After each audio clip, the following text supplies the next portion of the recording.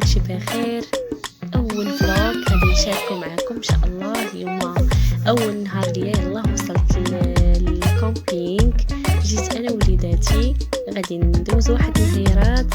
صافي حطيت الحوايج، تغدينا وغادي نهودو ان شاء الله للبحر. ندوزو واحد الوقيته وغادي نشارك معكم من الصباح حتى الليل ان شاء الله. ونتمنى ان شاء الله تكون هاد الخريجه ولا هاد النهار ان شاء الله يعجبكم. وفي الصراحه انا كنرتاح بزاف وكنفرح ملي كنجي. قلت علاش لا ما نشاركش مع الناس هاد البلاصه اللي ما كيعرفوش زعما كيجيو ليها الناس، واخا ما يكونش عندك زعما شي كابانه تما ولا شي حاجه. كيجيو الناس كيدوزو في الصباح وكيمشيو في العشيه، زوينه بزاف. خليكم ان شاء الله مع هاد الوقيت تستمتعوا معايا بهاد النهار.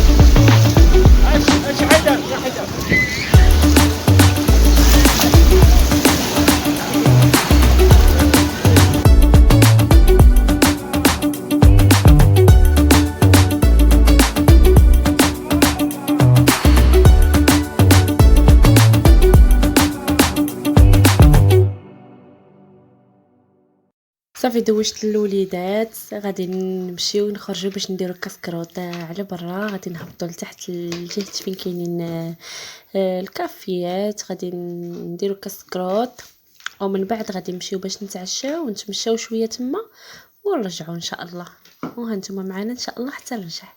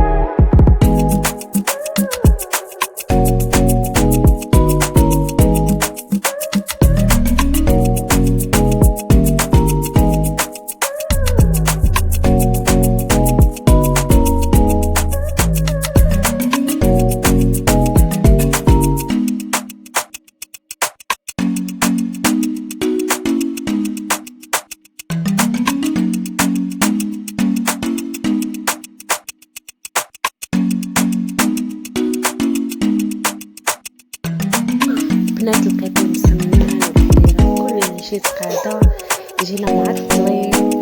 لقينا اخر دلافات هما هادو، لقينا 3 دلافات هما اللي كاينين. وبصراحه هاد المحل عنده الحريره يعني كما كلشي ما جيناش بكري.